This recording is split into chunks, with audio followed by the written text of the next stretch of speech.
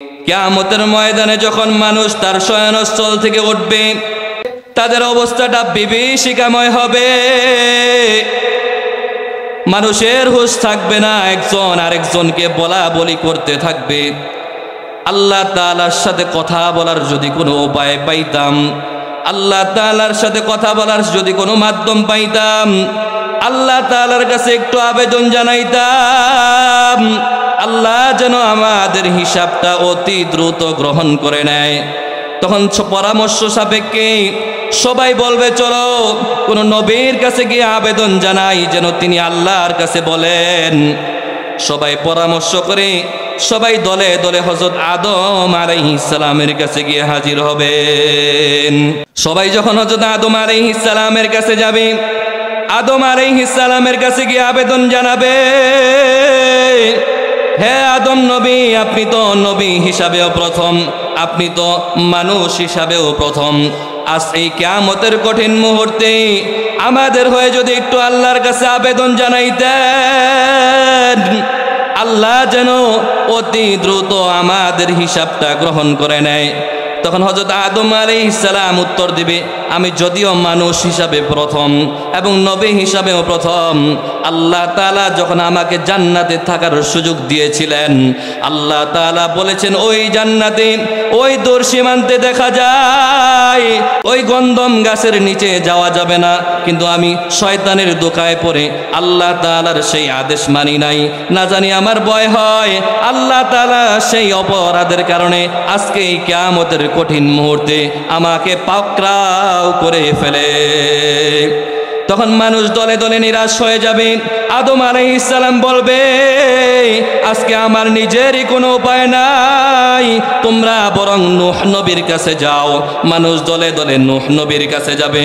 নূহ নবীর কাছে যাওয়ার পর নূহ নবীর কাছে গিয়ে আবেদন জানাবে, হে নূহ নবী, আপনি তো আল্লাহ তাআলার একজন প্রিয় নবী, আপনি আল্লাহ তাআলার আদেশে ধৈর্য সহকারে এই দুনিয়ার জমিনে 950 বছর দিনের দাওয়াত প্রদান করেছেন।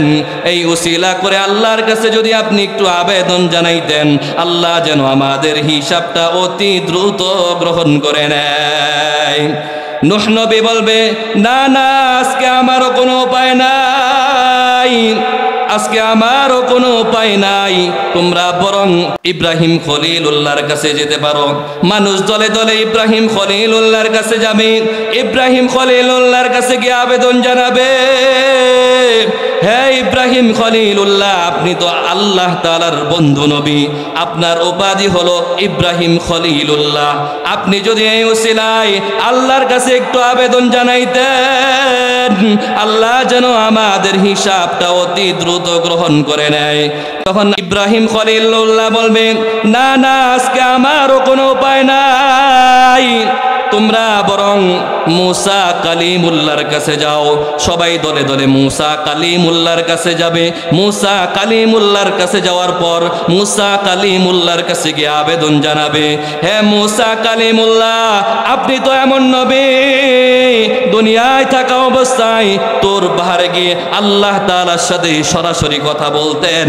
আল্লাহ তাআলার কাছে যদি আপনি আমাদের হয়ে আজ এই কিয়ামতের কঠিন মুহূর্তে আমাদের জন্য একটু আবেদন জানাইতেন, আমাদের বড় উপকার হতো। তখন মুসা কালিমুল্লাহ বলবে, না না, আজকে আমারও কোনো উপায় নাই, বরং তোমরা ঈসা রূহুল্লাহর কাছে যাও। মানুষ দলে দলে যখন ঈসা রূহুল্লাহর কাছে যাবে, ঈসা রূহুল্লাহর কাছে গিয়ে আবেদন জানাবে, হে ঈসা রূহুল্লাহ, আপনি তো আল্লাহ তাআলার কুদরতি নবী, আল্লাহ তাআলার কাছে যদি এই কিয়ামতের কঠিন মুহূর্তে আমাদের হয়ে একটু আবেদন জানাইতেন, আল্লাহ তাআলা আর কারো কথা না শুনলেও আপনার কথা শুনতেন। তখন ঈসা রূহুল্লাহ বলবে, না না, আজকে আমারও কোনো উপায় নাই, সুতরাং আজকে যার কাছে গেলে লাভ হবে তোমরা তার কাছে যাও। তিনি হলেন নবী রহমত, রহমাতুল লিল আলামিন, মুহাম্মাদুর রাসূলুল্লাহ সাল্লাল্লাহু আলাইহি ওয়াসাল্লাম। মানুষ যখন দলে দলে মুহাম্মদ সাল্লাল্লাহু আলাইহি ওয়াসাল্লামের কাছে গিয়ে আবেদন জানাবে, এবং রাসূলুল্লাহ যখন দেখবেন তার উম্মতের এই পরিস্থিতি, তখন রাসূলুল্লাহ সাল্লাল্লাহু আলাইহি ওয়াসাল্লাম আল্লাহ তাআলার সামনে সিজদায় পড়ে যাবেন। আল্লাহ তাআলার সামনে সিজদায় পড়ে আল্লাহর কাছে আবেদন জানাবেন এবং আল্লাহ তাআলা সেদিন রাসূলুল্লাহকে জিজ্ঞাসা করবেন, আজকে তোমার উম্মতের জন্য তোমার কি চাওয়ার আছে, তুমি চাইতে পারো, আমি সব গ্রহণ করে নিব, সব আমি কবুল আর মঞ্জুর করে নিব। তখন রাসূলুল্লাহ সাল্লাল্লাহু আলাইহি ওয়াসাল্লাম আমাদের জন্য আবেদন জানাবেন, আমাদের জন্য সুপারিশ করবেন। তখন আল্লাহ তাআলা রাসূলুল্লাহ সাল্লাল্লাহু আলাইহি ওয়াসাল্লামের সুপারিশ গ্রহণ করে নিবেন। সুবহানাল্লাহ।